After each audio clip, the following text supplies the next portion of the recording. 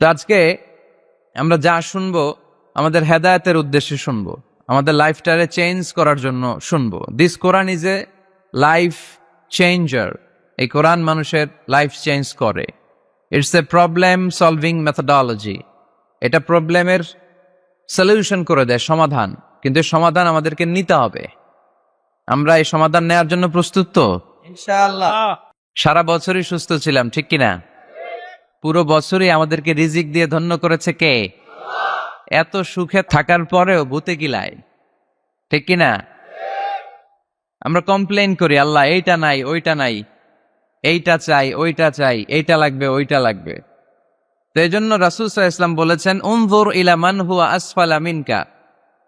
তোমার চেয়ে যে নিম্নগামী অবস্থানে আছে তার দিকে তাকায় দেখো যে তুমি কত সুখী, তাই না? তোমার চেয়ে উপরের দিকে যারা আছে তাদের দিকে তাকিও না, নিচের দিকে যারা আছে তাদের দিকে তাকাও। হাসপাতালের বার্ন ইউনিটে যান, আগুনে ঝলসে গিয়েছে যে সমস্ত মানুষের দেহ, তাদেরকে ভর্তি করা হয় হাসপাতালের বার্ন ইউনিটে। ওখানে গেলে দেখবেন যে তারা কিভাবে চিৎকার করে, সারা দেহটা ঝলসে গিয়েছে, জ্বলে পুড়ে ছারখার।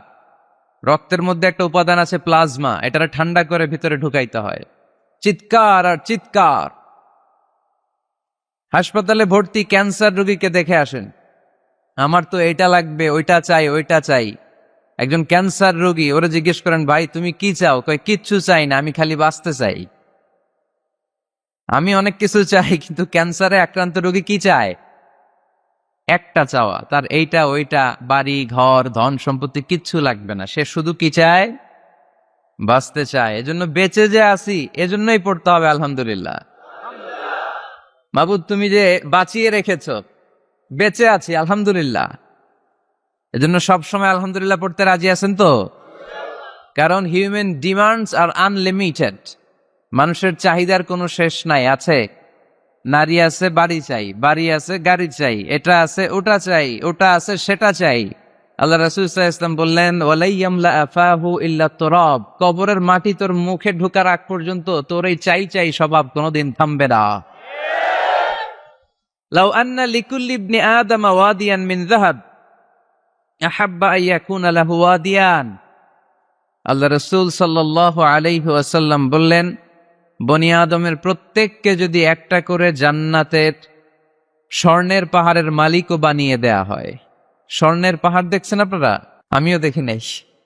তো এই স্বর্ণের পাহাড় প্রত্যেককে যদি একটা করে আল্লাহ মালিক বানিয়ে দেয়, তারপরেও আমরা প্রত্যেকে আরেকটা পাহাড়ের মালিক হওয়ার জন্য ট্রাই করব। স্বভাব। আসলে সমস্যাটা কি? স্বভাব। বুঝে শুনে উত্তর করেন তো, একটা স্বর্ণের পাহাড়ের মালিক যদি আমি হই, শুধু আমি না, আমার 14 পুরুষ এটারে বিক্রি করে খেয়েও কি শেষ করতে পারবো? তাইলে আরেকটা স্বর্ণের পাহাড় লাগবে কেন আমার? আল্লাহ রাসূল সাল্লাল্লাহু আলাইহি ওয়াসাল্লাম বললেন, একটা স্বর্ণের পাহাড়ের মালিক হলেও আরেকটা স্বর্ণের পাহাড়ের জন্য মানুষ পাগল হয়ে যাবে। ওয়ালাইয়ামলা আফাহু ইল্লা তুরাব। কবরের মাটি যেদিন ওর মুখে না ঢুকবে, ওর এই খাই খাই নাই নাই এই স্বভাব তার বন্ধ হবে। আমরা ওই অকৃতজ্ঞশীল বান্দাদের অন্তর্ভুক্ত হতে চাই। আমরা সুখে দুঃখে কি পড়ব? আরো জোরে পড়েন, কি পড়ব? আমরা সব সময় আলহামদুলিল্লাহ পড়ব। আমরা সব সময় আল্লাহ শুকরিয়া করব। শুকরিয়া করলে আল্লাহ নেয়ামত বাড়িয়ে দেয়। লা ইন শাকারতুম লা আযীদান্নাকুম ওয়া লা ইন কাফারতুম ইন্না আযাবী লাশাদীদ। যদি আমার শুকরিয়া করো আমি নেয়ামত বাড়িয়ে দেব, আর না শুকরি করলে আযাব দেব। নাও দ্য ডিসিশন ইজ ইয়ার্স। আমরা আল্লাহর নেয়ামত চাই। এজন্য আমরা কমপ্লেইন করব না যে আল্লাহ এইটা দাও নাই, ওইটা দাও নাই, এইটা পাই নাই, ওইটা পাই নাই, ও অত ভালো আছে, আমি ভালো নাই কেন? ওর চাকরি হয়, আমার হইল না কেন? ও বিসিএস এ টিকে, আমি ফেল মারলাম কেন? ওর ব্যবসায় হিট লালে লাল, আমার খালি লস কেন? কিচ্ছু দিলা না আল্লাহ তুমি আমারে, বলবেন এগুলা? সবসময় কি বলবো? আরো জোরে কি বলবো? This is my first and foremost message today for you. আজকের দিনের প্রথম মেসেজ হচ্ছে আমরা সবসময় আলহামদুলিল্লাহ পড়বো। রাজি আছেন? আল্লাহ তুমি কবুল করো। নানা কারণে আমাদের মন খারাপ হয়। আল্লাহ রাসূল সাল্লাল্লাহু আলাইহি ওয়াসাল্লামের মন খারাপ।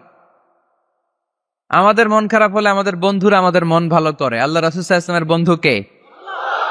আল্লাহ রাসূল সাল্লাল্লাহু আলাইহি ওয়াসাল্লামের যখন মন খারাপ হতো স্বয়ং আল্লাহ তাআলা আল্লাহ রাসূলের মন ভালো করে দিত। সুবহানাল্লাহ, আসতে পড়েন। সুবহানাল্লাহ পড়লে লাভ আছে না?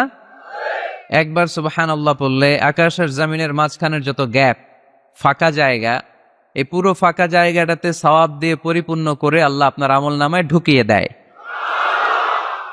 এই যে এখন আওয়াজ করে কয় সুবহানাল্লাহ, সওয়াবের কথা শুনছে?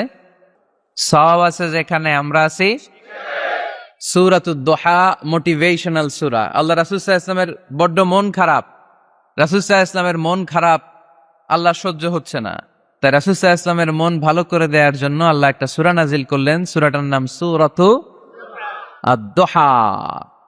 এই সূরার কেন্দ্রীয় আলোচ্য বিষয় হচ্ছে মুমিন কখনো হতাশ হয় না, মুমিন কখনো নিরাশ হয় না, মুমিন কখনো হাল ছেড়ে দেয় না।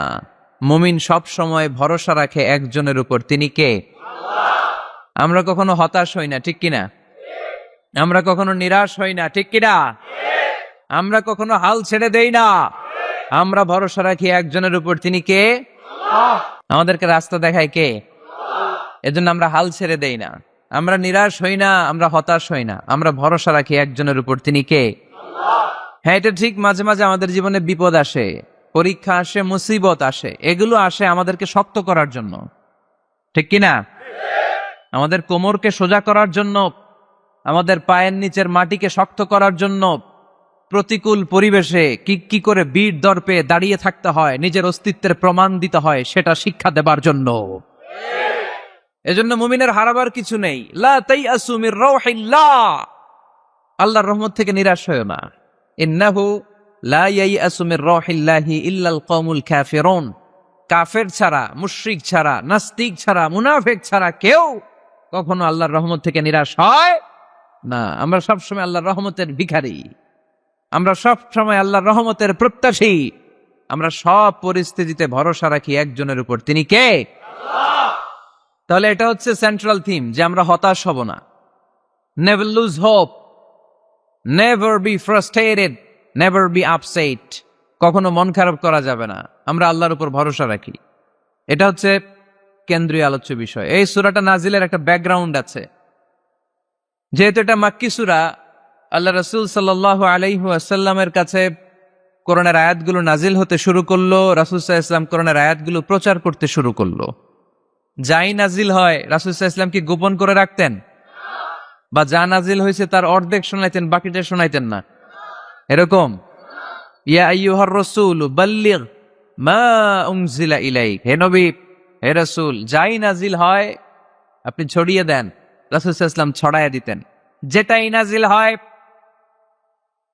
কাল বিলম্ব না করে বিশ্বনবী এই আয়াতের দাওয়াত দিতে শুরু করতেন। নাজিল হলো ইকরা বিসমি রাব্বিকাল্লাযী খালাক, খালাকাল ইনসানা মিন আলাক, ইকরা ওয়া রাব্বুকাল আকরামুল্লাযী আল্লামা বিল কলম, আল্লামাল ইনসানা মা লাম ইয়ালাম। পড়েন সুবহানাল্লাহ। নাজিল হলো, পড়ো তোমার রবের নামে যিনি শিখিয়েছেন। আমাদেরকে শিখিয়েছে কে? আমাদের সৃষ্টি করেছে কে? Read in the name of your lord who has created, পড়ো তোমার প্রভুর নামে যিনি শিখিয়েছেন। নাজিল হলো 5 আয়াত, আল্লাহ রাসূল সাল্লাল্লাহু আলাইহি ওয়াসাল্লাম পৌঁছে দিলেন। নাজিল হলো ইয়া আইয়ুহাল মুজাম্মিল কুমিল লাইলা ইল্লা কালিলা, বিশ্বনবী পৌঁছে দিলেন। নাজিল হলো ইয়া আইয়ুহাল মুদ্দাসসির কুম ফাআনজির, পৌঁছে দিলেন। যাই আসে পৌঁছে দিতেন, যাই আসে পৌঁছে দিতেন।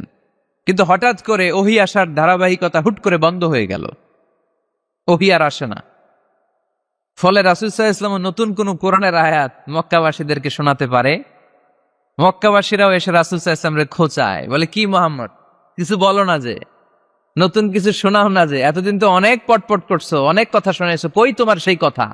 রাসূল সাল্লাল্লাহু আলাইহি ওয়াসাল্লাম বলতে পারেন না। কেমনে বলবে? উনি কি মন গড়া কিছু বলে? ওমা ইয়ানতিকু আনিল হাওয়া ইন হুয়া ইল্লা ওয়াহয়ুই ইউহা, মন গড়া তিনি কিছু বলেন না, মন মস্তিষ্ক প্রসূত কোনো কথা তিনি জাতির কাছে পেশ করেন না। তিনি তাই বলেন যা তাকে নির্দেশ দেয়া হয়, আর নির্দেশটা দেয় কে? সবাই বলতে লাগলো, মুহাম্মদ তোমার নতুন কথাবার্তা কই? রাসূল সাল্লাল্লাহু আলাইহি ওয়াসাল্লাম চুপচাপ, কিপ সাইলেন্ট। কাফিররা বলতে শুরু করলো, ইন্না মুহাম্মাদান ক্বালাহু রাব্বুহু, মুহাম্মাদের রব মুহাম্মদ রে ভুলে গিয়েছে, মুহাম্মাদের রব মুহাম্মদ রে বর্জন করেছে। তাই তো নতুন কিছু আসে না। মুহাম্মদ তোমার দিন শেষ, তোমার কাছে আর আসবে না ওহী। রাসূল সাল্লাল্লাহু আলাইহি ওয়াসাল্লাম খুব টেনশন শুরু করে দিলেন। আবু লাহাবের স্ত্রী উম্মে জামিল বলতে শুরু করলো, ইন্না শাইতানাকা কাদ তারাকাক, হে মুহাম্মদ তোমার শয়তান তোমারে তরক করছে। নাউজুবিল্লাহ পড়েন। শয়তান দ্বারা উম্মে জামিল সাইয়েদনা জিবরাইল আলাইহিস সালামকে বুঝিয়েছেন। তিনি বুঝিয়েছেন যে মুহাম্মদ, জিবরাইল তোমার কাছে আসে না, শেষ, তোমার দিন শেষ, তোমার খেলা শেষ, আর আসবে না। রাসূল সাল্লাল্লাহু আলাইহি ওয়াসাল্লাম নিজেও ভয় পেয়ে গেলেন। ঘটনা কি? আমার কোনো ভুল হচ্ছে না তো? আমি কোনো অন্যায় করে ফেললাম না তো? আল্লাহ আমার উপর নাখোশ হলেন না তো? আমরাও মাঝে মাঝে এরকম ফ্রাস্ট্রেশনে ভুগি না? কিরে, আল্লাহ বোধহয় আমারে পছন্দ করে না, এত দোয়া করি, আল্লাহ মনে হয় আমার দোয়া কবুল করে না, আল্লাহ মনে হয় আমারে চায় না, আল্লাহ মনে হয় আমারে ভালোবাসে না। তা না হলে আমার দোয়া কবুল হয় না কেন? আমি এত দুঃখী কেন? রাসূল সাল্লাল্লাহু আলাইহি ওয়াসাল্লাম ঠিক একই টেনশনে পড়লেন, ঠিক একই ডিলেমায় পড়লেন, ঠিক একই পেরেশানিতে ভুগলেন। কিরে, ওহী নাজিল হয় না কেন? আমাকে নিয়ে কাফির মুশরিকরা বেদিনরা ঠাট্টা বিদ্রুপ করে, উপহাস করে, কিন্তু আল্লাহ তাআলা কোন ওহী নাজিল করে না। ঘটনা কি? আমার ভুল হলো না তো? আল্লাহ আমার উপর নাখোশ হলেন না তো? টেনশন। রাসূল সাল্লাল্লাহু আলাইহি ওয়াসাল্লাম টেনশনে ভুগছেন। ইন দ্য মিন টাইম আল্লাহ রাসূল সাল্লাল্লাহু আলাইহি ওয়াসাল্লামের টেনশন দূর করে দিয়ে আল্লাহ রাসূল সাল্লাল্লাহু আলাইহি ওয়াসাল্লামের মন ভালো করে দেওয়ার জন্য এই সূরা দোহা নাজিল করলেন কে? আল্লাহ রাসূল যখন টেনশনে হাবুডুবু খাচ্ছেন, তখনই আল্লাহ নাজিল করলেন, ওয়াদ-দুহা ওয়াল-লাইলি ইযা সাজা মা ওয়াদ্দাআকা রাব্বুকা ওয়া মা ক্বালা ওয়ালাল আখিরাতু খায়রুল লাকা মিনাল উলা ওয়ালাসাউফা ইউ'তিকা রাব্বুকা ফাতারদা। সুবহানাল্লাহ পড়েন। আল্লাহ নাজিল করলেন ওয়াদ-দুহা ওয়াল-লাইলি ইযা সাজা। দোহা মানে আলো। দোহা মানে কি? সকালের আলো, প্রভাতের সূর্য কিরণ। আলো মানে আশার আলো, সম্ভাবনার আলো। আলো বললেই মনের মধ্যে একটা সাহস জাগে না? আর অন্ধকার বললেই ভয় লাগে না? আমাদের ছোট্ট বাচ্চারা বাসার ভিতরে অন্ধকার হইলে ভয় পায় না? তার মানে অন্ধকার হচ্ছে ভয়ের প্রতীক, আর আলো হচ্ছে আশার প্রতীক। সুবহানাল্লাহ পড়েন। রাসূল সাল্লাল্লাহু আলাইহি ওয়াসাল্লামকে সান্ত্বনা দেওয়ার জন্য আল্লাহ দুইটা শপথ করলেন। চিল্লায় বলতে হবে কয়টা? এক হচ্ছে আলোর শপথ, আরেক হচ্ছে অন্ধকারের শপথ। এক হচ্ছে, আরেক হচ্ছে ওয়াদ-দুহা, দোহার শপথ, প্রভাতের সূর্য কিরণের শপথ। ওয়াল-লাইলি ইযা সাজা, নিঝুম নিস্তব্ধ রাতের শপথ। আল্লাহ তাআলা আলো আর অন্ধকারের শপথ দিয়ে মূলত ওহী আশা আর না আশাকে বুঝিয়েছেন। সুবহানাল্লাহ পড়েন। আলোকে আল্লাহ তাআলা ওহীর উপস্থিতির সাথে তুলনা করেছেন। অন্ধকারকে রাব্বুল আলামিন এই সূরার মধ্যে ওহীর অনুপস্থিতিকে বুঝিয়েছেন। আল্লাহ বুঝাতে চাইলেন, নবী আমি আপনারে ভুলি নাই। কেমন করে আমি আপনারে ভুলি? আপনি আমার হাবিব, ঠিক কি না?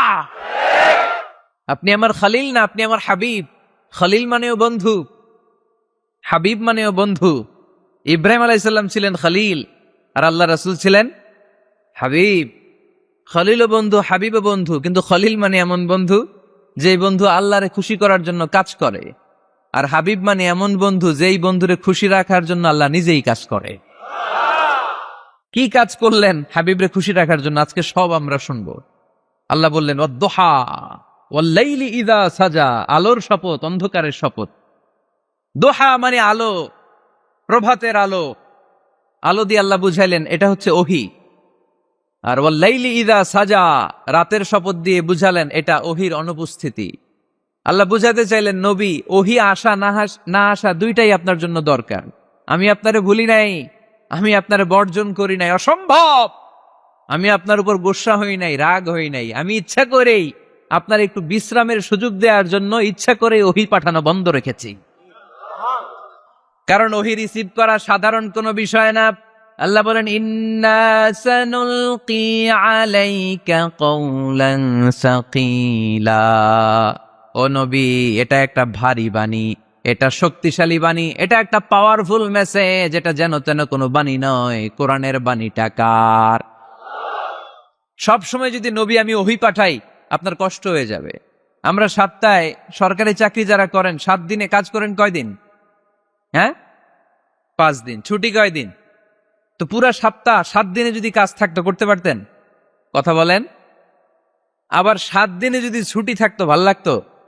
আল্লাহ বুঝাতে চাইলেন নবী লাগাতার যদি ওহী নাজিল করি, এটা রিসিভ করা, এই দাওয়াতটা যথাযোগ্য মর্যাদায় পৌঁছে দেয়া, এটা আপনার জন্য কষ্ট হয়ে যাবে। কারণ ওহী এটা সাধারণ কোনো বাণী নয়, এই বাণীটা কার?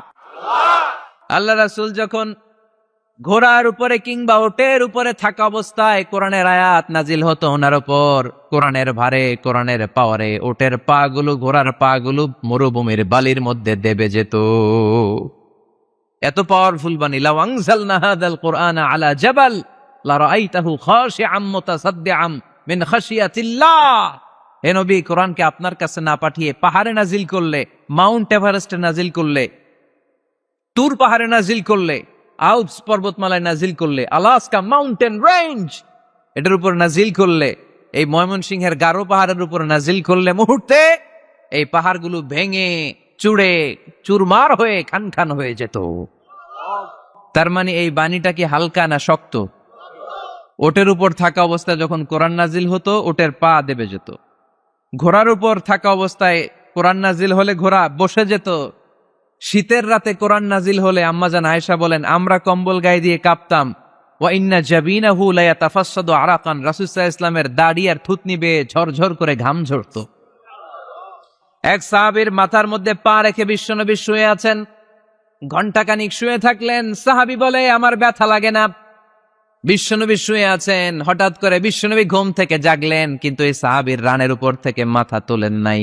ইন দা মিন টাইম কোরআনের আয়াত নাজিল হওয়া শুরু হলো। সাহাবী বলেন 1 ঘন্টা শুয়ে আছে আমি টের পাই না, কিন্তু যখন কোরআনের আয়াত নাজিল হলো মনে হলো উহুদ পাহাড়টা আমার পায়ের উপরে চেপে বসেছে। ঘন্টাখানিক শুয়ে আছে বিশ্বনবী সাইয়েদনা যায়েদ রাদিয়াল্লাহু তাআলা আনহুর রানের মধ্যে মাথা রেখে, উনি টেরই পাচ্ছেন না। কিন্তু ইন দা মিন টাইম হঠাৎ করে সাইয়েদনা জিবরাইল কোরআনের আয়াত নিয়ে আসলেন। বিষ্ণু ইসা ইসলাম কোরআনের আয়াত রিসিভ করতে শুরু করলেন। যখনই কোরআনের আয়াত নাজিল হলো সাহাবী বলেন বিশ্বনবীর মাথার ওজনটা এত বেড়ে গেল আমার মনে হচ্ছে মুহূর্তের মধ্যে আমার পায়ের রান ফেটে খান খান হয়ে যাবে। তার মানে এই কোরআনের মধ্যে পাওয়ার আছে না নাই? এটা কি হালকা বাণী না ভারী বাণী? প্রতিদিন যদি এই ভারী ভারী কথা বিশ্বনবীর কাছে রিসিভ হয়, বিশ্বনবী এই ওহির ভার স্নায়ুতে সহ্য করতে পারবে?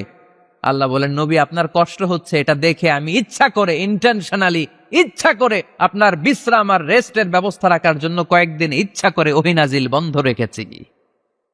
কাফিররা বলে আমি আপনারে ভুলে গেছি। নো, নেভার, অসম্ভব। আপনি আমার হাবিব, আপনারে ভুলে যাওয়া আমার পক্ষে অসম্ভব। আমি আপনার উপর রাগ করি নাই, আমি ইচ্ছা করে ওহী নাজিল না করে আপনার কিছুদিনের জন্য ছুটি আর বিশ্রামের ব্যবস্থা করে দিয়েছে। চিল্লায় পড়েন সুবহানাল্লাহ।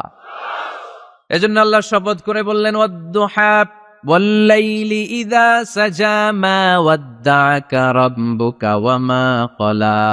আলোর শপথ, অন্ধকারের শপথ। তারপরে বিশ্বনবীরে রব্বুল আলামিন 3টা কনফার্মেশন শোনালেন। কয়টা?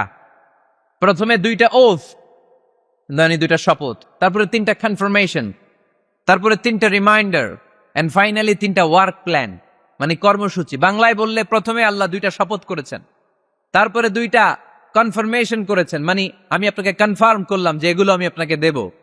তারপরে 3টা রিমাইন্ডার দিয়েছেন, নবী আগে আপনারা কি দিছি শোনেন। আর সর্বশেষ আল্লাহ তাআলা বিশ্বনবীকে 3টা ওয়ার্ক প্ল্যান দিয়েছেন, মানে কর্মসূচি। চিল্লায় পড়তে হবে সুবহানাল্লাহ। কনফার্মেশন নাম্বার 1, মা ওয়াদ্দা'কা রাব্বুকা ওয়া মা ক্বালা। ও নবী চিন্তা করবেন না, আমি আপনারে ভুলি নাই, আমি আপনারে বর্জন করি নাই। কাফেররা যে বলে আমি আপনারে ছেড়ে দিয়েছি, ভুলে গিয়েছি, নো, আমি আপনারে ভুলি নাই, আপনারে ভুলা আমার পক্ষে সম্ভব না। সুবহানাল্লাহ পড়েন। 2 নাম্বার কনফার্মেশন আল্লাহ বললেন ওয়ালাল আখিরাতু খায়রুল লাকা মিনাল উলা। পড়েন ওয়ালাল আখিরাতু খায়রুল লাকা মিনাল উলা। ও নবী দুনিয়ার জীবনের চাইতে আখিরাতের জীবন আপনার জন্য শ্রেষ্ঠ। কিন্তু আমরা দুনিয়ার পিছনে পড়ে থাকি। আল্লাহ বললেন ওয়ালাল আখিরাতু, অবশ্যই আখিরাত, খায়রুল লাকা, আপনার জন্য উত্তম, মিনাল উলা, এই দুনিয়ার চেয়ে, and verily indeed the hereafter is far better for you than this দুনিয়া।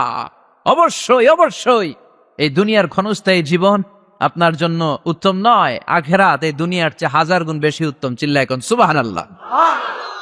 আবার আরেকে আছে, আল্লাহ বললেন বাল তুসিরুনাল হায়াতাদ দুনিয়া ওয়াল আখিরাতু খায়রুন ওয়া আবাকা।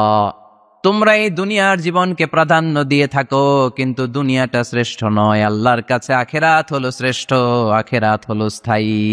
সুবহানাল্লাহ পড়েন। তাহলে প্রথমে কনফার্ম করলেন নবী নো টেনশন, নো টেনশন, আমি আপনার সাথে আছি। আল্লাহ যদি সাথে থাকে আর কিছু লাগে? 2 নাম্বার কনফার্মেশন। আচ্ছা, আমরা মাঝে মাঝে মেসেজ পাঠালে মেসেজ পৌঁছলো কিনা কনফার্মেশন আছে না? কনফার্মেশন মেসেজ পাঠায় না? একটা টপ আপ করলাম বা ইন্টারনেটের প্যাকেজ নিলাম, এটা অ্যাক্টিভ হলো কিনা একটা কনফার্মেশন মেসেজ আসে না? প্রথম কনফার্মেশন, নবী আমি আপনার সাথে আছি। দ্বিতীয় কনফার্মেশন, নবী এই দুনিয়ায় সাময়িক কিছু কষ্ট করেন, কিন্তু আখিরাতে আপনার জন্য কল্যাণ রেখে দিয়েছে কে? 3 নাম্বার কনফার্মেশন, আল্লাহ বললেন ওয়ালা সাউফা ইউতিকা রাব্বুকা ফাতারদা। ও নবী, আমি আপনার সাথে আছি, আখিরাতকে আপনার জন্য সাজিয়ে প্রস্তুত করে রেখেছি, আর এই দুনিয়ার বুকে এমন এমন জিনিস আমি আপনারে দান করব, এগুলো পেয়ে দুনিয়ায় আপনি খুশি হয়ে যাবে। এমন এমন জিনিস আমি আপনাকে দেব, and verily I'm gonna give you something that will make you happy। ও নবী, এমন এমন জিনিস আমি মাক্কি জীবন থেকে শুরু করে until your death, আপনার মৃত্যু পর্যন্ত আমি দেব, এগুলো পেয়ে আপনি খুশি হয়ে যাবেন। সুবহানাল্লাহ। বাড়িতে যে বললেন দিবে কে? খুশি করবেন কারে? আল্লাহকে, বিশ্বনবী সাল্লাল্লাহু আলাইহি ওয়াসাল্লামকে। খুশি করবেন কে? আর খুশি হবে কে? বিশ্বনবী। সুবহানাল্লাহ পড়েন। ওয়ালা সাউফা ইউতিকা রাব্বুকা ফাতারদা। নবী, এমন এমন জিনিস আমি আপনাকে দেব, আপনার এই পেরেশানি, দুঃখ, কষ্ট আপনার থাকবে না। কখনোই আমি আপনার মন খারাপ হতে দেব না। যখনই আপনি চিন্তিত, যখনই আপনি টেনশনে আছেন, যখনই আপনি পেরেশানিতে আছেন, এমন নাজ নেয়ামতার খুশামদেদ আপনারে শোনাবো, সুখের সংবাদ শোনাবো, ওই সংবাদ শুনে আপনি নবী খুশি হয়ে যাবেন। তার মানে নবীর মন ভালো করার দায়িত্ব নিছে কে? কি আল্লাহ পাইছি আমরা। বিশ্বনবীর মন খারাপ, তখনই আল্লাহ অ্যাক্টিভ, তখনই আল্লাহ নেয়ামত পাঠায়। কিভাবে বিশ্বনবীর মন ভালো করেন আল্লাহ? মক্কাতে বিশ্বনবী যখন দাওয়াতি কাজ শুরু করলেন, বিশ্বনবী দেখলেন মক্কায় 2টা লোক আছে, এই 2 লোকের এক লোক যদি আমার ইসলামের ছায়ার তলে না আসে, তাহলে মক্কায় ইসলামের দাওয়াতকে বেগবান করা আমার জন্য কঠিন হয়ে যাবে। বিশ্বনবী সাল্লাল্লাহু আলাইহি ওয়াসাল্লামের মন খারাপ, হায় রে, এই 2টার একজনও তো আমার কথা শোনে না, এই 2 জনের একজনও তো আমার দাওয়াত কবুল করে না। একদিন তাহাজ্জুদের সালাতে বিশ্বনবী সাল্লাল্লাহু আলাইহি ওয়াসাল্লাম কেঁদে কেঁদে আল্লাহর কাছে দোয়া শুরু করলেন। বিশ্বনবীর যে মন খারাপ, আল্লাহ তো এটা বোঝে টোঝে না, তাই না? আল্লাহ তো বোধহয় দেখে না, না? তাহাজ্জুদের নামাজে ভারাক্রান্ত মন নিয়ে আল্লাহ রাসূল সাল্লাল্লাহু আলাইহি ওয়াসাল্লাম দোয়া করলেন, আল্লাহুম্মা আইজ্জাল ইসলামা বিআহাব্বির রাজুলাইনি ইনদাক। আল্লাহ, মক্কার 2টা লোকের নাম তোমার কাছে বলবো আজকের তাহাজ্জুদের মুনাজাতে। 2টা লোকের নাম তোমার কাছে তাহাজ্জুদের ফরিয়াদে আমি উল্লেখ করব। 2টা লাগবে না, 2 জনের একজনরে দিলেই হবে। আল্লাহ রাসূল দোয়া করলেন, আল্লাহুম্মা আইজ্জাল ইসলামা বিআহাব্বির রাজুলাইনি ইনদাক। আল্লাহ, মক্কার 2 জনের একজনকে আমি চাই, এই 2 জনের যে কোনো একজন যেন কালিমা পড়ে মুসলমান হয়ে যায়। আল্লাহ রাসূল দোয়া করলেন, আল্লাহুম্মা আইজ্জাল ইসলামা বিআহাব্বির রাজুলাইনি ইনদাক বিউমর ইবনুল খাত্তাব আও আবি জাহল ইবনে হিশাম। আল্লাহ, হিশামের বেটা আবু জাহেল এরে দাও, নাইলে খাত্তাবের বেটা ওমর রে দাও। সুবহানাল্লাহ পড়বেন না? কিন্তু আল্লাহ রাসূলের দোয়া কবুল হয় না। আল্লাহ রাসূল অপেক্ষা করছেন। ইন দ্য মিন টাইম সাফা পাহাড়ের পাদদেশে আরকাম ইবনে দারিল আরকামের ঘরে বিশ্বনবী বসে বসে কোরআনের দাওয়াত লুকিয়ে লুকিয়ে দিচ্ছিলেন। সাইয়েদনা ওমর ফারুক তখনও কালিমা পড়েন নাই। তিনি বিশাল একটা নাঙ্গা তলোয়ার নিয়ে বিশ্বনবীকে আক্রমণ করার জন্য যখন দারুল আরকামের ঘরের দিকে ছুটে আসছেন, সাহাবারা বলতে শুরু করলো, নবী আপনি ওই দরজা দিয়ে তাড়াতাড়ি মুহূর্তেই পালিয়ে যান, ওমরে ফারুক তলোয়ার নিয়ে আপনার সামনে চলে এলে রক্ষা নাই। আল্লাহ রাসূল বললেন, তোমরা সরব, দরজাটা খুলে দাও, ওমরকে আমার সামনে তাড়াতাড়ি চলে আসতে দাও। আমার মনে হচ্ছে ওই যে তাহাজ্জুদের জায়নামাজে বসে চোখের পানি ছেড়ে আল্লাহর কাছে যে ওই দিন রাতে দোয়া করেছি, আজকে আমার দোয়াটা কবুল হতে চলেছে। আমার তো মনে হচ্ছে আমার দোয়াটা কবুল হতে চলেছে, সরে যাও। হামজা ইবনে আব্দুল মুত্তালিব চাচারে সরাই দিলেন। সাইয়েদনা ওমরে ফারুক তলোয়ার নিয়ে এসে বিশ্বনবীর নূরানি চেহারার দিকে তাকিয়ে মুহূর্তেই কুপকাত হয়ে গেলেন। তলোয়ারটা বিশ্বনবীর সামনে রেখে দিয়ে বললেন, আশহাদু আল্লা ইলাহা ইল্লাল্লাহ ওয়া আশহাদু আন্না মুহাম্মাদান আবদুহু ওয়া রাসূলুহু। আমি সাক্ষ্য দিলাম আল্লাহ ছাড়া কোনো ইলাহ নাই, আপনি মুহাম্মদ আল্লাহর রাসূল। বিশ্বনবীর মন খুশি হয়ে গেল। ওয়ালা সাউফা ইউতিকা রাব্বুকা ফাতারদা। নবী হে, অচিরে এমন এমন জিনিস আমি আপনারে দেব, আপনি পাবেন আর খুশি হবেন, পাবেন আর খুশি হবেন। আপনার মন খারাপ, আমি আল্লাহ নিজ দায়িত্বে মন ভালো করে দেব। পড়েন সুবহানাল্লাহ। সাইয়েদনা ওমরে ফারুক মুসলমান হয়ে গেলেন। এবার আবু জাহেল, উতবা, শাইবা, ওয়ালিদ ইবনে মুগিরা এদের টনক নড়ে উঠল। কারণ ওমরে ফারুকের মতো শক্তিশালী লোক মক্কায় দ্বিতীয়টা ছিল। উনি বললেন, ইয়া রাসূলুল্লাহ, আপনি কি সত্য নবী না? আল্লাহ রাসূল বললেন, হ্যাঁ সত্য নবী। এই কোরআন কি সত্য না? সত্য। ইসলাম কি সত্য ধর্ম নয়? এটাও সত্য। ওমরে ফারুক বললেন, ফাফিমাল ইখতিফা, তাহলে লুকায় লুকায় কেন? তাহলে সাফা পাহাড়ের পাদদেশে আরকাম ইবনে আবিল আরকামের ঘরের ভেতরে অন্ধকার কূপে দাঁড়িয়ে কোরআনের তেলাওয়াত কেন? ময়দানে নেমে পড়েন, আমি ওমর আছি, দেখি কে কি করবে। রাসূল সাল্লাল্লাহু আলাইহি ওয়াসাল্লাম বললেন, না, এটা মাক্কি জীবন, ধীরে সুস্থে দাওয়াতি কাজ করো। ওমর ও ফারুকও ছাড়বে না। বললেন, ইয়া রাসূলুল্লাহ, একটা মিছিলের অনুমতি দেন।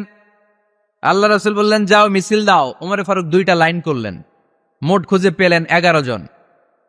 সুবহানাল্লাহ পড়েন। এক লাইনের নেতা বানালেন আল্লাহ রাসূল সাল্লাল্লাহু আলাইহি ওয়াসাল্লামের খুদ চাচা হামজা ইবনে আব্দুল মুত্তালিবকে। আর আরেক লাইনে উনি দাঁড়ালেন। 6 জন 6 জন 12 জন, উনি সহ 12 জন, 12 জনের মিছিল। সুবহানাল্লাহ পড়বেন না? তো মিছিলের সামনে দাঁড়িয়ে উনি একটা ছোট্ট এক বাক্যের ভাষণ দিলেন। উনি বললেন, মান আরাদা আন তাসকুলা উম্মু ইয়াতামা ওয়ালাদু তারমিলা যাওজাতুহু ফালিয়াসুদ্দানি। এই মক্কার নেতা খেতারা, কে আছো? কে চাও মায়ের বুককে খালি করতে?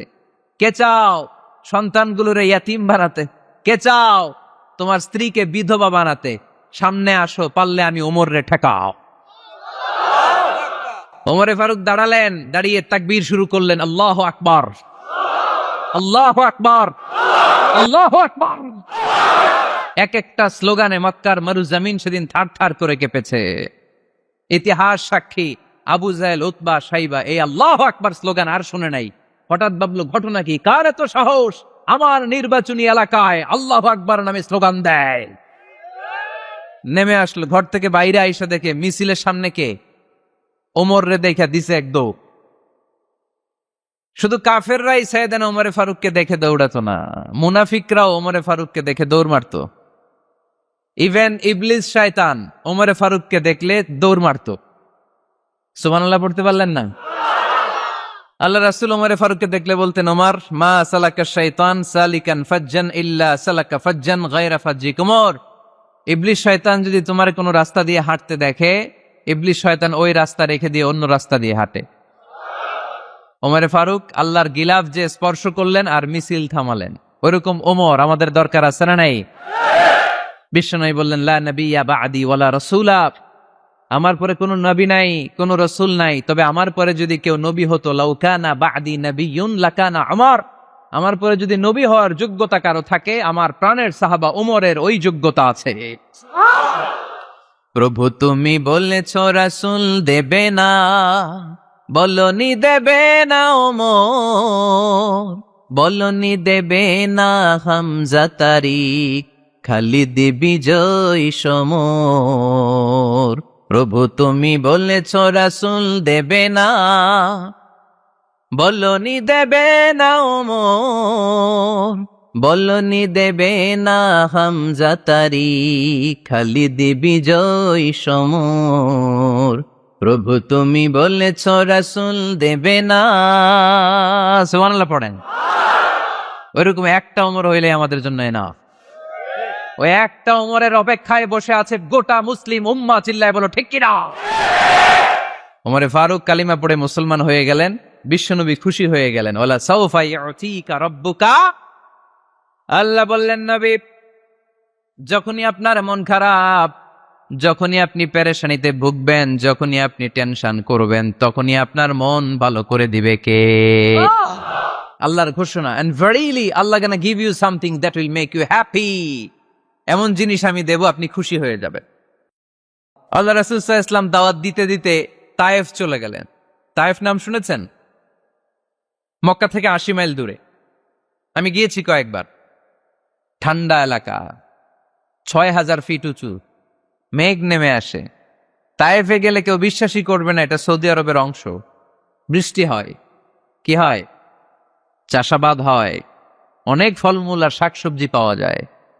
আল্লাহ রাসূল সাল্লাল্লাহু আলাইহি ওয়াসাল্লাম 80 মাইলের মরুর পথ পাড়ি দিলেন। আমাদের মতো প্রাইভেট কারে চড়ে গেছিলেন, তাই না?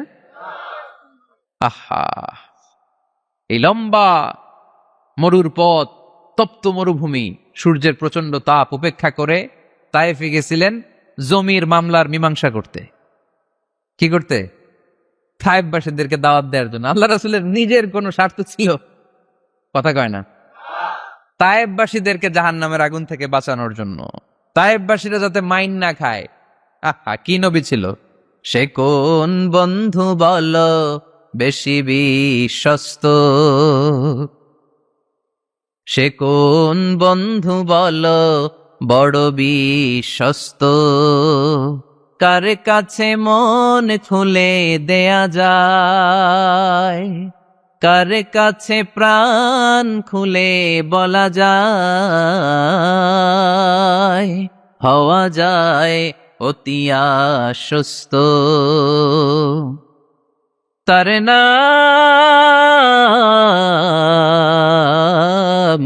আহমদ, বড় বিশ্বস্ত। সুবহানাল্লাহ পড়ে। কি দিল দরিয়া নবী ছিলেন, রাহমাতাল লিল আলামিন। I have sent you as a mercy for the entire universe. নবী হে, আমি আপনাকে গোটা বিশ্বের জন্য রহমত করে প্রেরণ করেছি। কোন সুবহানাল্লাহ। রহমতের নবী, দয়ার নবী, দাওয়াত দেওয়ার জন্য 80 মাইলের লম্বা মরুর পথ পাড়ি দিয়ে তায়েফের ময়দানে যখন ছুটে যায়, তায়েফের ছেলেরা বিশ্বনবীর দাওয়াত তো কবুল করেই নাই, বরং বিশ্বনবীর অপমান করেছে, বিশ্বনবীকে লাঞ্ছিত করেছে, বিশ্বনবীর সাথে মারপিট করেছে, বিশ্বনবীর গায়ে পাথর মেরেছে। এই সুশ্রী দেহটা বেয়ে বেয়ে ঝরে ঝরে বিশ্বনবীর গা থেকে টপ টপ করে তায়েফের জমিনে তাজা লাল খুন ঝরেছে। গিয়েছে তায়েফবাসীদের বাঁচানোর জন্য, নিজের কোনো স্বার্থ নাই। তায়েফবাসীরা যেন জাহান্নামের আগুনে না জ্বলে, কিন্তু তায়েফবাসীরা বিশ্বনবীর আঘাত করেছে। তিনটা জায়গায় আমি দেখে এসেছি, জায়গাগুলা তিনটা জায়গায় বিশ্বনবীকে আহত করা হয়েছে।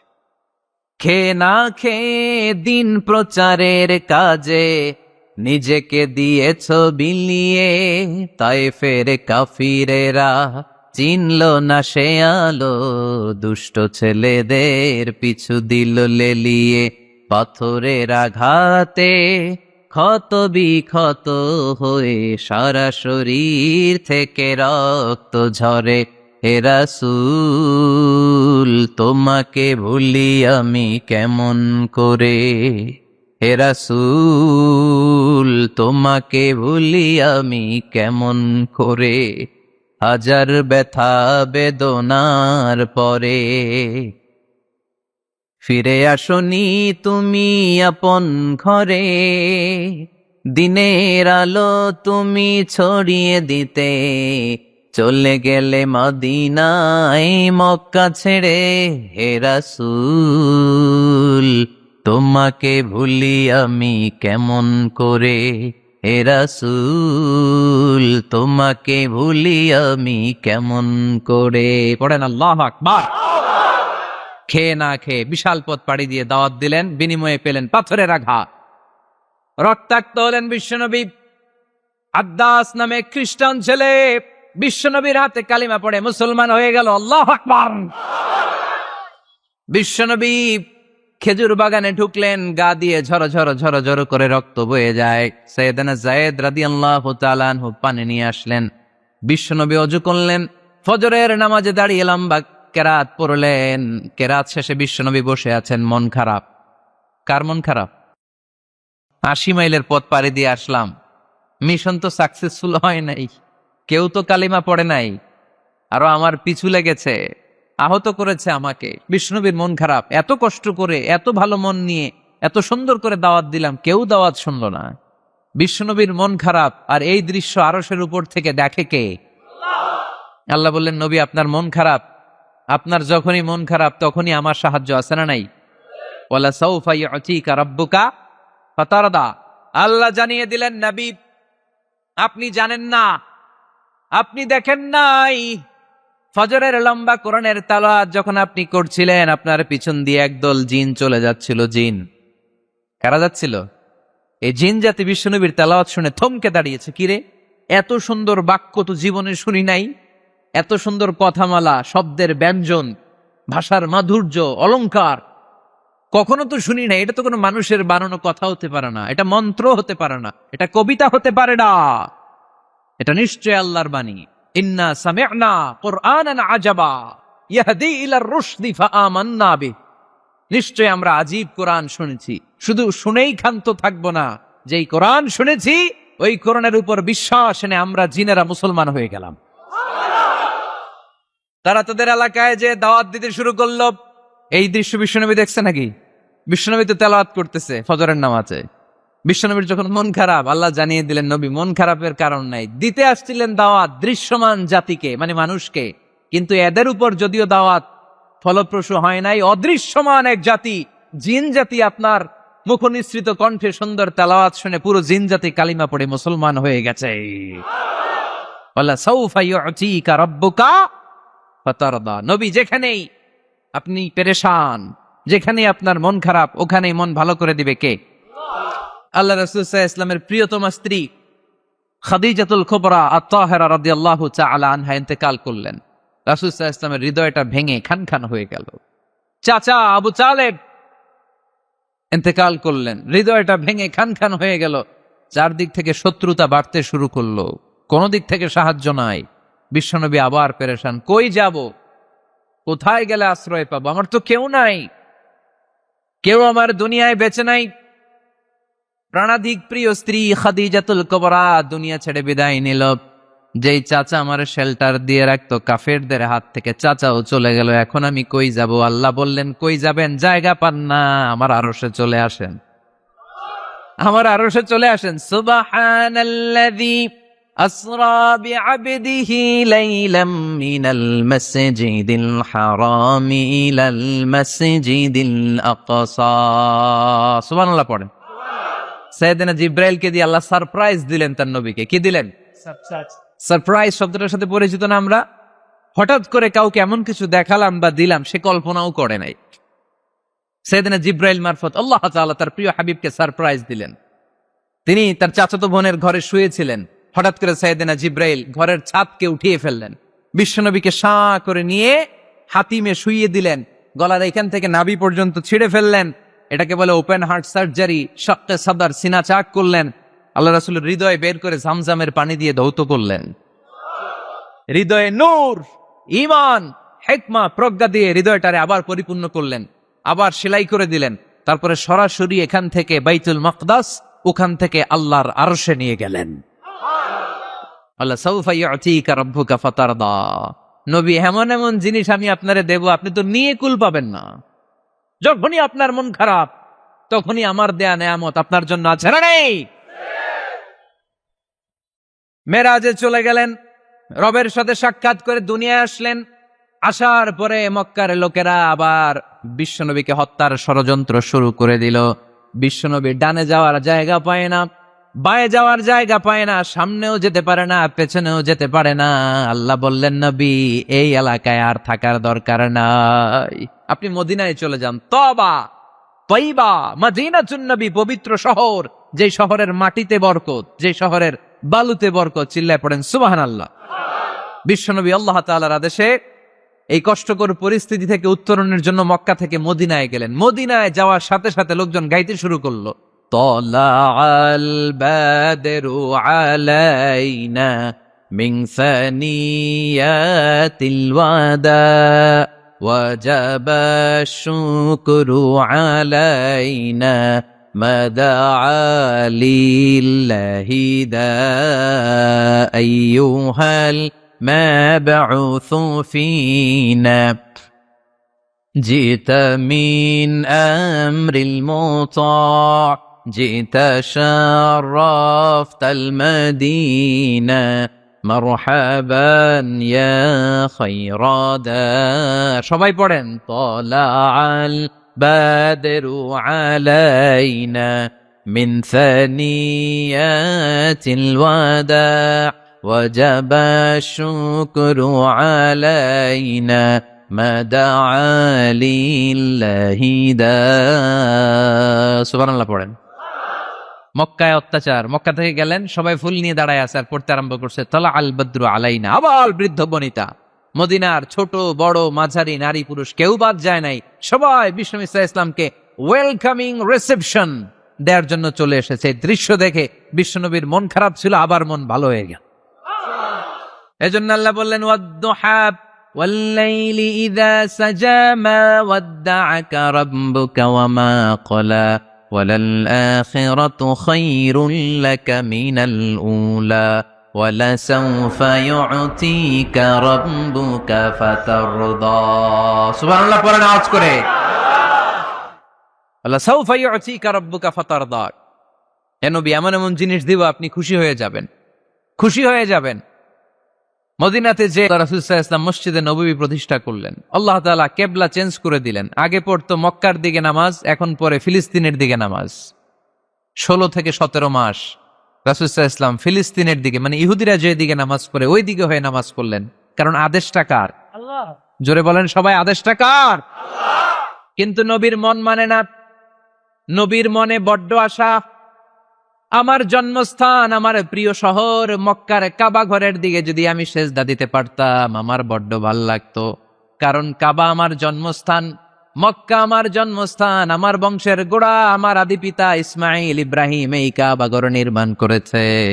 তাই প্রত্যেকটা নামাজের পরে বিশ্বনবী আকাশের দিকে তাকায়, মনে মনে ভাবে কাবা যদি চেঞ্জ হয়ে যেত, কিবলা যদি আল্লাহ পরিবর্তন করে দিত কতই না ভালো হতো।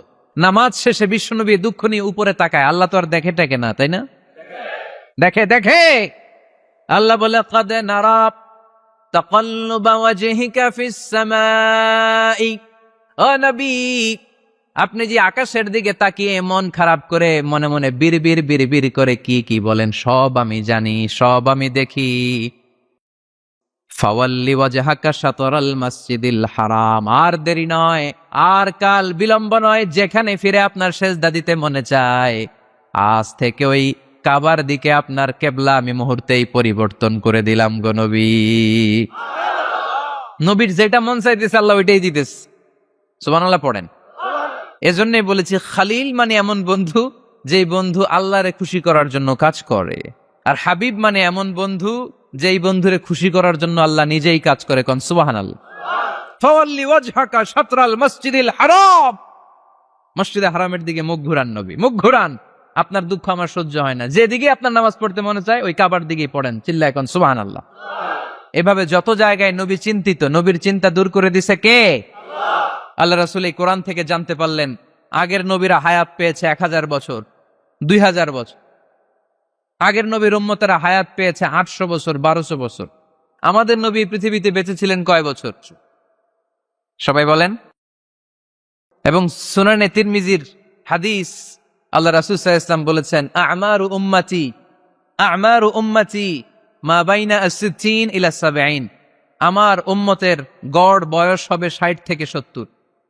ওয়া আকাল্লুহুম মা ইয়াজুযু যালিক, এর চেয়ে বেশি হায়াত পাবে হাতে গোনা অল্প কয়েকজন। বেশিরভাগই 60-70-এর মধ্যে মরে শেষ, ঠিক কিনা? এখন আমাদের সমাজের কি অবস্থা? এটাই তো। কত কত বাঁচে? 100 বয়স হয়েছে এরকম কে কে আছেন দেখি? আচ্ছা 80 বছর কার আছে দেখি? 80 পাওয়া যাবে বোধহয় দুই একটা। ওই যে মাশাআল্লাহ মাশাআল্লাহ মাশাআল্লাহ, এই চাচারা আছে, আল্লাহ কবুল করুক, আল্লাহ আরো হায়াত বাড়ায় দেখ। 50 আছেন কে কে দেখি? 50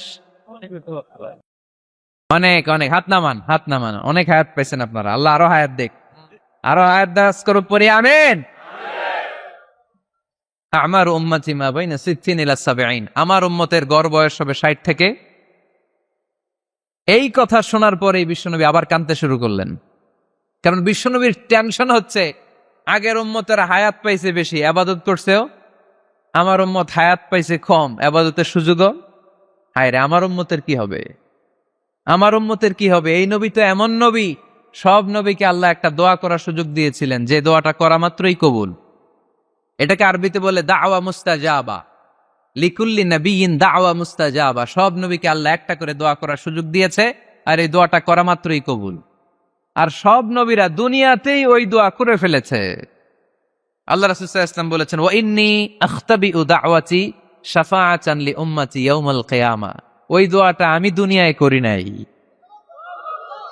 ওই দোয়াটা আমি তোমাদের জন্য কিয়ামতের ময়দানে যাতে তোমাদেরকে সুপারিশ করে জান্নাতে ঢুকাতে পারি, ওই জন্য রেখে দিয়েছি। আহা, কত কষ্টে বিষ্ণু ঈসা ইসলাম ছিলেন, খাবার ছিল না, পেটে পাথর বেঁধেছেন। যদি বলতেন আল্লাহ ওই দোয়াটা করলাম, আপনি খাবার দেন, জান্নাতের খাবার পাঠাই দিত কে? উহুদের ময়দানে দাঁত ভেঙেছেন, রক্ত ঝরেছে, যদি দোয়াটা করতেন মুহূর্তে বিজয় দিত কে? কোন পরিস্থিতিতে ওই দোয়াটা বিশ্বনবী করছেন? রেখে দিয়েছে। দেখেন, অন্য নবীর সাথে আমার নবীর অ্যাটিটিউডে পার্থক্য। অন্য নবীরাও চাইলে রাখতে পারতো এদের উম্মতের জন্য, না, বিপদের দিনে ওটা কাজে লাগাই ফেলছে। প্রত্যেক নবী একটা করে দোয়া করার সুযোগ পেয়েছিল, যে দোয়াটা করা মাত্রই কবুল। সব নবীরা দুনিয়াতেই শেষ, একমাত্র শুধুমাত্র কেবলমাত্র আমার আর আপনার নবী ছাড়া রেখে দিয়েছেন তিনি, রেখে দিয়েছেন ওই দোয়া আমাদের জন্য, আমার জন্য, আপনার জন্য, আমাদেরকে বাঁচানোর জন্য ওই দোয়া রেখে দিয়েছে। চিল্লায় বলেন ঠিক কি না? রেখে দিয়েছেন। কাঁদতে লাগলেন, আল্লাহ আগের উম্মতেরা হায়াত পেয়েছে 1000 বছর, ইবাদত করেছে বেশি, আমার উম্মতেরা 60 আর 70-এর মাঝখানে মরলে এদের নসিবে কি হবে? আমার উম্মতের তো ইবাদতের সংখ্যা কম। আবার কান্না শুরু করলেন। মন খারাপ আল্লাহ দেখে, নবীর যে মন খারাপ আল্লাহ দেখে। আল্লাহ নাজিল করলেন, ইন্না আনজালনাহু ফি লাইলাতিল কদরি ওয়া মা আদরাকা মা লাইলাতুল কদর লাইলাতুল কদরি খায়রুম মিন আলফি শাহর। সুবহানাল্লাহ পড়েন।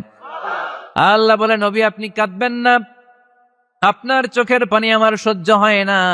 অন্যান্য নবীর উম্মতদেরকে হায়াত দিয়েছি বেশি, কদরের রাত দেই নাই।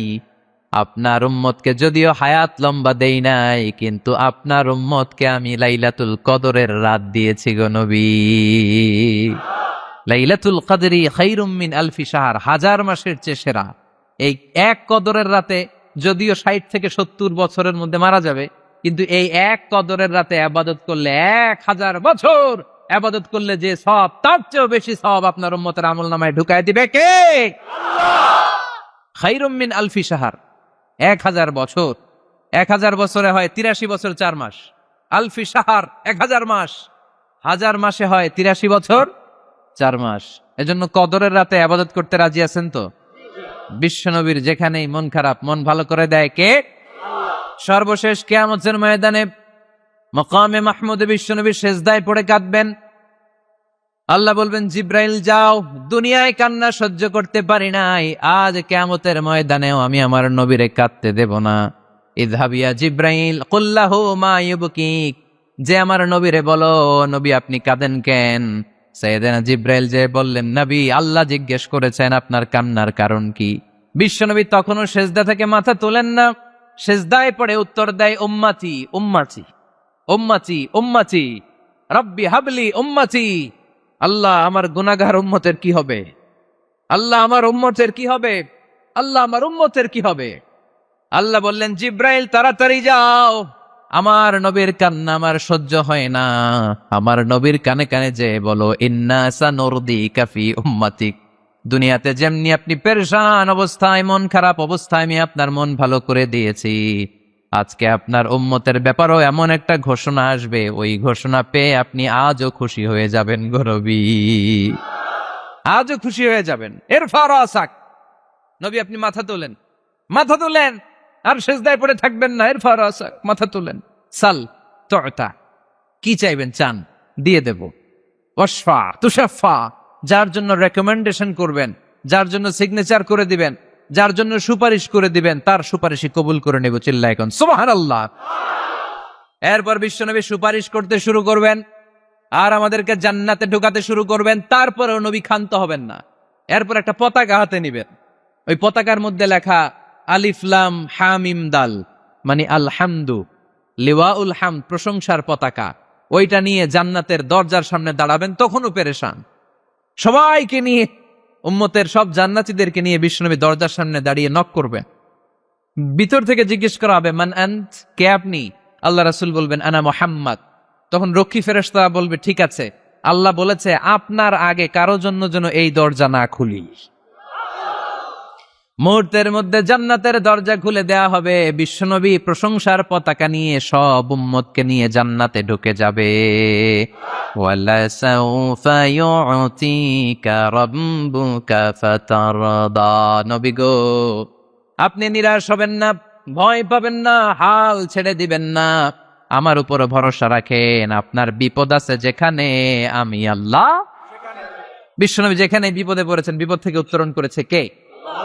এরপরে বিশ্বনবীর আল্লাহ স্মরণ করায় দিচ্ছেন, নবী আলাম ইয়াজিদিকা ইয়াতীমান ফাআওয়া ওয়া ওয়াজাদাকা দাল্লান ফাহাদা। সুবহানাল্লাহ পড়ুন। তার মানে শপথ, রাতের শপথ, দিনের শপথ শেষ, কনফার্মেশন শেষ, এবার রিমাইন্ডার, স্মরণ করায় দিচ্ছে, নবী গো, আলাম ইয়াজিদকা ইয়াতীমান ফাআওয়া, আমি কি আপনার ইয়াতীম পাই নাই? আল্লাহ রাসূল সাল্লাল্লাহু আলাইহি ওয়াসাল্লাম যে ইয়াতীম ছিল জানেন? দুনিয়ায় আসার আগেই বাবা হারিয়েছেন, 6 বছর বয়সে মা হারিয়েছেন, মা ইন্তেকালের পরে দাদা আব্দুল মুত্তালিবের কাছে মানুষ হয়েছেন মাত্র 2 বছর। আল্লাহ রাসূলের বয়স যখন 8, দাদাকেও হারিয়েছেন। তারপরে চাচার কাছে ইয়াতীম নবী মানুষ হয়েছেন। আল্লাহ বললেন, নবী টেনশন কিসের? ওই যে আপনি ছোট্টবেলায় ইয়াতীম ছিলেন, আমি নিজে আপনার চাচার মাধ্যমে আপনার লালন পালনের ব্যবস্থা করে দিয়েছি। আলাম ইয়াজিদিকা ইয়াতীমান ফাআওয়া, আপনি ইয়াতীম ছিলেন, আমি আপনার লালন পালনের ব্যবস্থা করলাম। ওয়া ওয়াজাদাকা দাল্লান ফাহাদা, আপনি পথ খুঁজছিলেন, আমি পথ দেখিয়েছি। আপনি ছিলেন দল্লান, দল শব্দের একটা অর্থ হচ্ছে ভ্রষ্ট বা গোমরা। আল্লাহ রাসূল কি ভ্রষ্ট ছিল? গোমরা ছিল না, আল্লাহ রাসূল ভ্রষ্ট ছিলেন না, গোমরা ছিলেন না। যদিও অফিসিয়ালি তিনি 40 বছর বয়সে নবী হয়েছেন, কিন্তু ওনার 40 বছরের আগের জীবনেও আমাদের জন্য অনুকরণীয় অনুপম আদর্শ। চিল্লায় বলেন ঠিক কি না? এখানে দলের অর্থ হচ্ছে, নবী, you are searching the right way, then I guided you to the right way.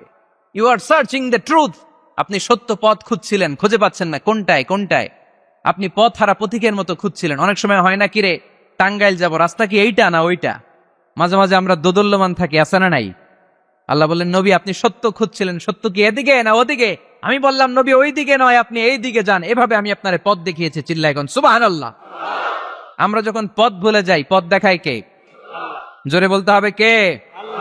আমি যদি কোনো দিন পথ ভুলে যাই, হাত ছানি দিয়ে কাছে নিও, মমতার বন্ধনে আমায় বেঁধে সব ভুল ক্ষমা করে দিও। পড়েন, আমি যদি কোনো দিন পথ ভুলে যাই, হাত ছানি দিয়ে কাছে নিও, মমতার বন্ধনে আমায় বেঁধে সব ভুল ক্ষমা করে দিও। চিল্লায় পড়তে হবে আমিন।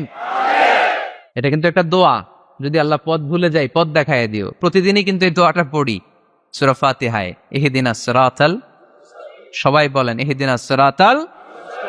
ও আল্লাহ, show us the right path, show us the correct path, show us the straight path। আল্লাহ সোজা রাস্তা দেখান, যে রাস্তা শুরু হয়েছে দুনিয়ায়, ঢুকে গিয়েছে জান্নাতে। ও জাদাকা দাল্লান, আপনি পথ খুঁজছিলেন, আমি আপনার পথ দেখিয়েছি। ওয়া জাদাকা আইলান ফাআগনা, আপনি ছিলেন নিঃস্ব, আমি আপনাকে ধনাঢ্য বানিয়েছি। তাফসিরে এসেছে ফাআগনা বিখাদিজা, আমি খাদিজার সাথে বিয়ে পড়াইয়া দিয়ে আপনারে ধনী বানাইয়া দিছি। আল্লাহ রাসূল সাল্লাল্লাহু আলাইহি ওয়াসাল্লাম খাদিজা রাদিয়াল্লাহু তাআলা আনহার ব্যবসায় কাজ করতেন। আল্লাহ রাসূল সাল্লাল্লাহু আলাইহি ওয়াসাল্লামের আমানতদারিতায় মুগ্ধ হয়ে আম্মাজান খাদিজা বিয়ের প্রস্তাব পাঠালেন। বিয়ে হয়ে গেল, আরশের উপর থেকে আল্লাহ সাইয়েদানা খাদিজাকে সালাম পাঠালেন। আর সাইয়েদাতুনা খাদিজা বললেন, নবী, আজ থেকে আমার সম্পদ বলে কোনো কথা নাই, সব সম্পদ আপনার পায়ের সামনে আমি ঢেলে দিলাম। আপনার যা মনে চায় এটা দিয়ে করেন, ইসলামের দাওয়াত দেন। ফাগনা বিখাদিজা, খাদিজার সাথে বিয়ে করিয়ে দেওয়ার মাধ্যমে আল্লাহ রাসূলকে ধনী বানায় দিল কে? তার মানে 3টা রিমাইন্ডার দিলেন। 1 নম্বরে আপনি এতিম ছিলেন, লালন পালনের ব্যবস্থা করলাম। আপনি পথ খুঁজছিলেন, আমি আপনার সঠিক পথের দিশা দিয়ে দিলাম। আপনার টাকা পয়সা ছিল না, আমি আল্লাহ আপনারে ধনী বানিয়ে দিলাম। সুবহানাল্লাহ পড়েন। এবার 3টা কর্মসূচি কয়টা? আওয়াজ করে বলতে হবে, কয়টা? 1 নম্বর কর্মসূচি, ফাআম্মাল ইয়াতীমা ফালা তাকহার। নবী হে, খবরদার এতিমদেরকে ধমক দিবেন না, এতিমদেরকে তাড়িয়ে দিবেন না, কারণ আপনি নিজেই তো এতিম ছিলেন, ঠিক কিনা? এজন্য রাসূল সাল্লাল্লাহু আলাইহি ওয়াসাল্লাম এতিমের দরদ বুঝতো বেশি, সব সময় এতিমদেরকে আদর করত। আর যারা এতিমদেরকে আদর করে তাদেরকে আল্লাহ রাসূল পছন্দ করতেন বেশি। পড়েন সুবহানাল্লাহ। আপনারা ইয়েতিমদেরকে লালন পালন করেন, কয়েকজন ইয়েতিমের দায়িত্ব নিয়েছেন, বা ইয়েতিমখানায় সম্পদ দান করেন, সাদাকা করেন, এরকম কে কে আছেন দেখি? মাশাআল্লাহ, আল্লাহ তুমি কবুল করো। হাত নামান। ইয়েতিমদেরকে দান করবেন, তাদের ওখানে সাদাকা করবেন। আল্লাহ রাসূল বলেছেন, আনা ওয়া কাফিলুল ইয়াতীমি কাহাতাইন। খেয়াল করেন আমার আঙ্গুলের দিকে, আনা ওয়া কাফিলুল ইয়াতীমি কাহাতাইন। আমি আর ইয়েতিমের রক্ষণাবেক্ষণকারী কিয়ামতের দিন প্রতিবেশীর মতো পাশাপাশি থাকবো। এক সাহাবী এসে বললেন, ইয়া রাসূলুল্লাহ, আমার হৃদয়টা বড্ড শক্ত, হৃদয় নরম হয় না, চোখ দিয়ে পানি নামে না, কি করব? ইয়াশতাকি কসওয়াতাল কলব। আল্লাহ রাসূল বললেন, হৃদয় নরম করতে চাও? ইরহামিল ইয়াতীম, এতিমের উপর রহম করো। ওয়ামসাহ রাসা, এতিমের মাথায় হাত বুলিয়ে দাও। ওয়া আতইমহু মিন তাআমিক, তুমি যা খাও সেখান থেকে এতিমের সাথেও খাবার শেয়ার করো। তালিনু কলবুক, তোমার হৃদয়টারে নরম করে দিবে কে? এজন্য যাদের চোখ দিয়ে পানি আসে না, হৃদয় বড্ড শক্ত, কবে যে লাস্ট কাঁদছিলেন ভুলে গেছেন? এরকম আছে না নাই?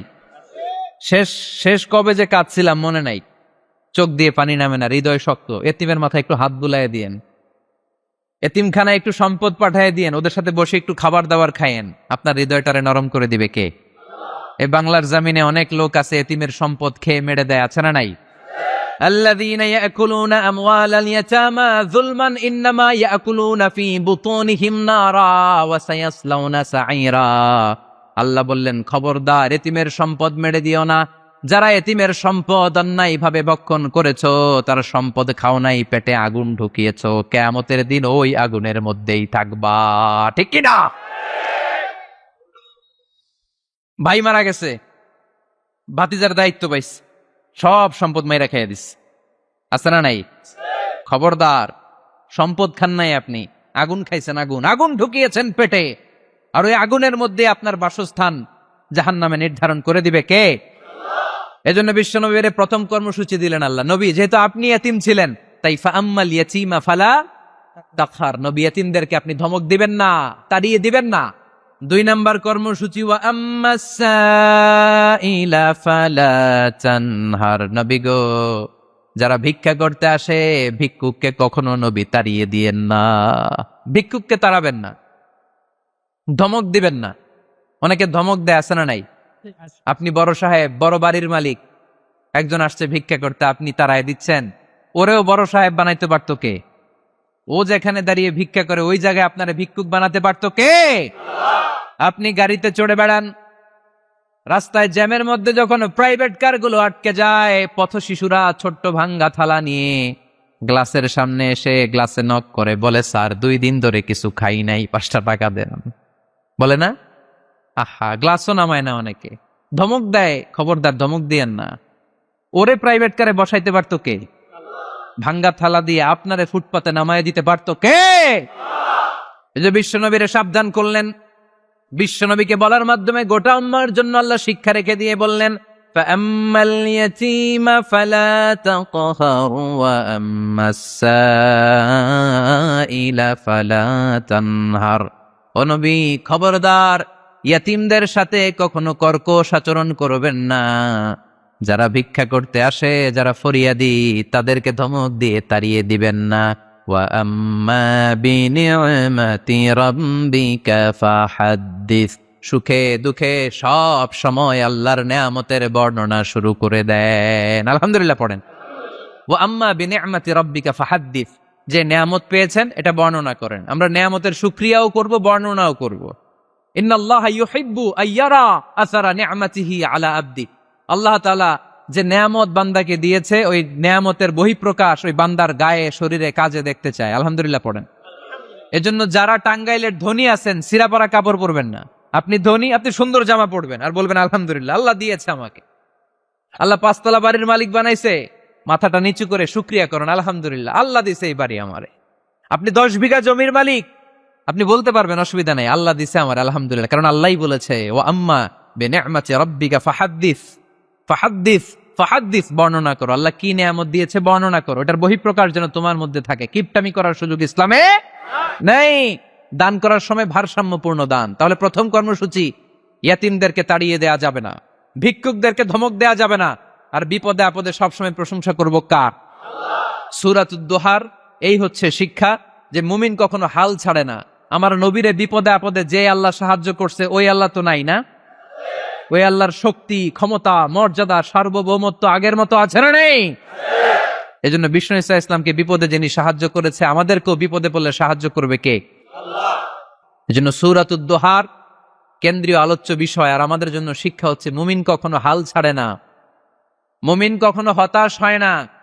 যুবক ছেলেরা আওয়াজ করে উত্তর বলো, মুমিন কখনো হতাশ হতে পারে?